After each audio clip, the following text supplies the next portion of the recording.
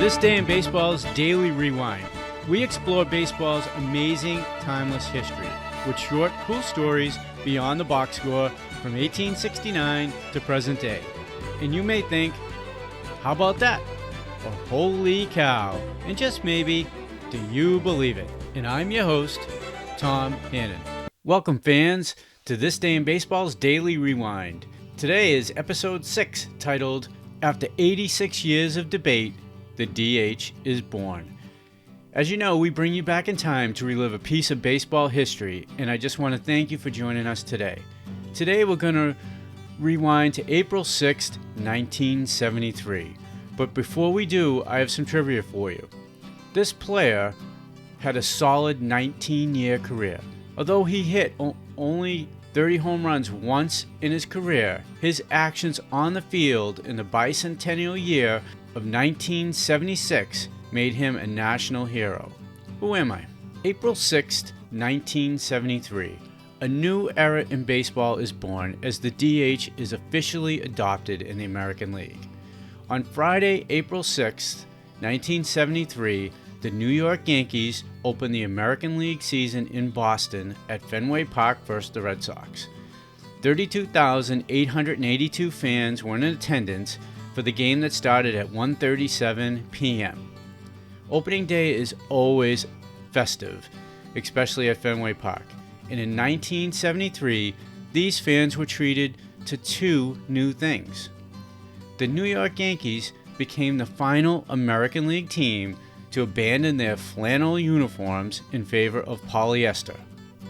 The team's new look on the road features white piping around the words New York on the front, as well as around the numbers on the back. It does kind of remind me of that Seinfeld episode a little bit when they changed the uniforms. And the dawn of the designated hitter. In the first inning, Red Sox starter Luis Tiant had a rough start to the game. Already allowing 4 of the first 5 Yankees to get on, he faces Ron Bloomberg. Bloomberg is the first DH to hit in American League, Major League Baseball history. With the bases loaded, Bloomberg walks on a 3-1 pitch. And he not only has the first plate appearance, but he also has the first RBI as a DH. El Tiante recovered and pitched a complete game versus the Bombers as the Red Sox flexed their own muscle, winning the game 15-5. Their DH, the baby bull, Orlando Cepeda, had actually come out of retirement to play the position. But despite the rout, he went 0 for 6. Cepeda will go on to have an excellent year though, hitting .289 with 20 home runs and even getting MVP votes. Bloomberg, who did play in fewer games, also had a great year hitting .329. Now, going back in history a bit, the DH was not a new concept. It was not something that just spurred out of nowhere in 1973.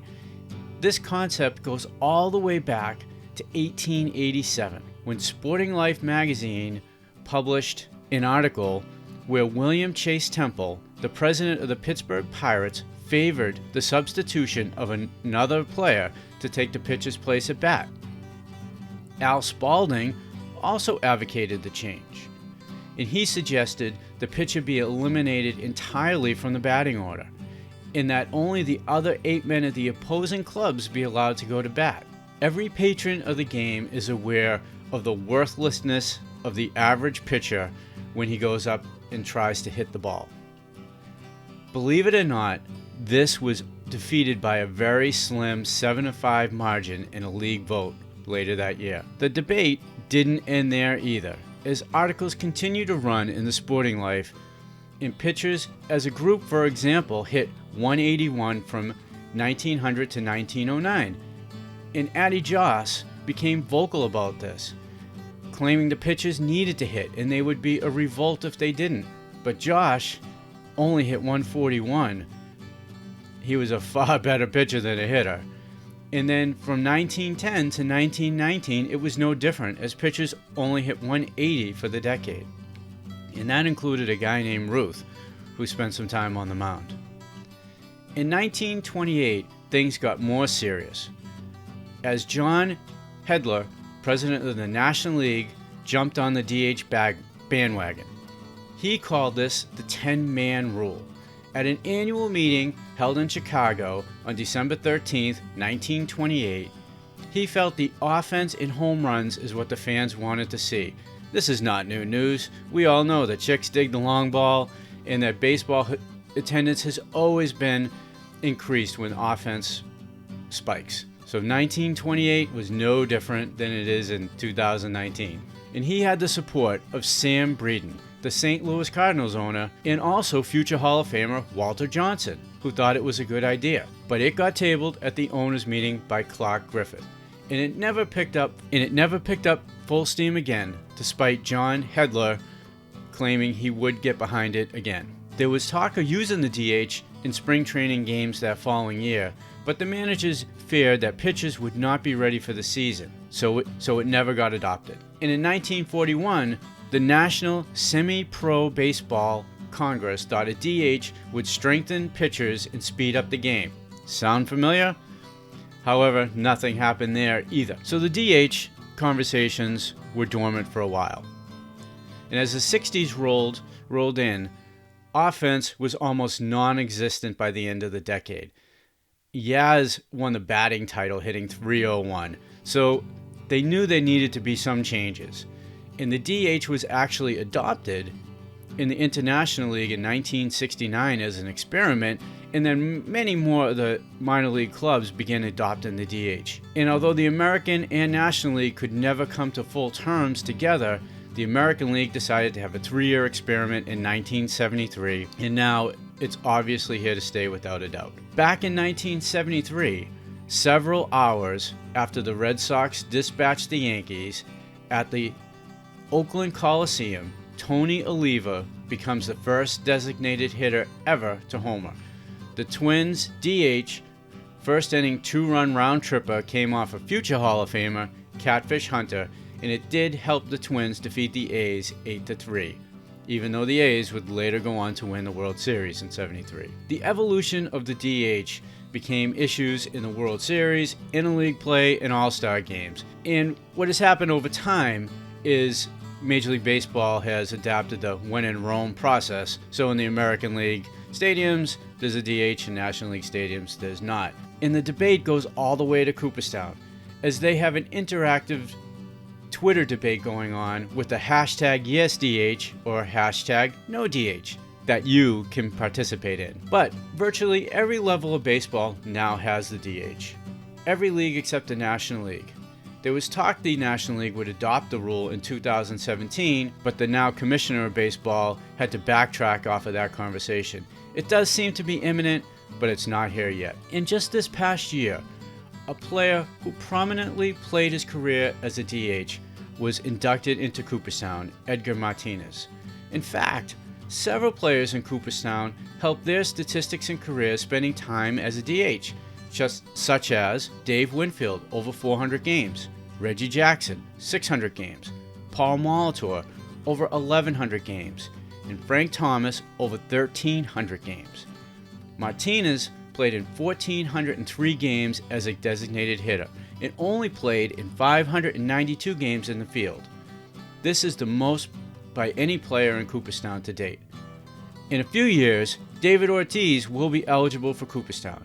He played in over 2,000 games as a designated hitter, and without a question is the best designated hitter in the history of Major League Baseball. And he helped change the Boston franchise. His ink on Baseball Reference, if you're familiar with the site, has him as a slam dunk first ballot Hall of Fame player. And I'm, for one, interested to see what the voters will do. So that was April 6th, this day in baseball. Now, on to that trivia. I'm going to repeat the question for you. This player had a solid 19-year career. Although he hit only 30 home runs once in his career, his actions on the field in the bicentennial year of 1976 made him a national hero. Who am I? Well, I'm going to give you some hints. This player is notable as the first player picked in the inaugural 1965 Major League Draft. And as a side note, 3 Hall of Famers were picked later in that draft: Johnny Bench, Tom Seaver, and Nolan Ryan. And they weren't all picked in the first round, let me tell you. Johnny Bench was a second round pick, the 36th overall. It's hard to believe, isn't it? He hit a famous game-winning home run in the 1981 National League Championship Series to propel the Dodgers to the World Series.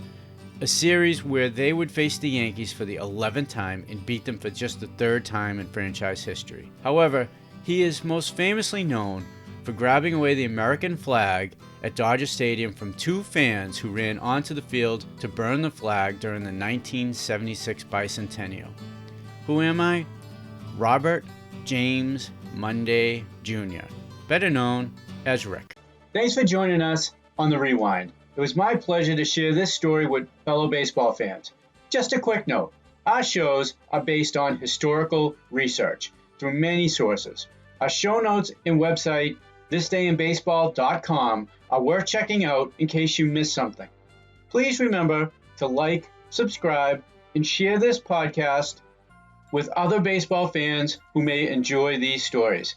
My name's Tom Hannon. I'm your host, editor, researcher, and writer. I'll see you at the ballpark.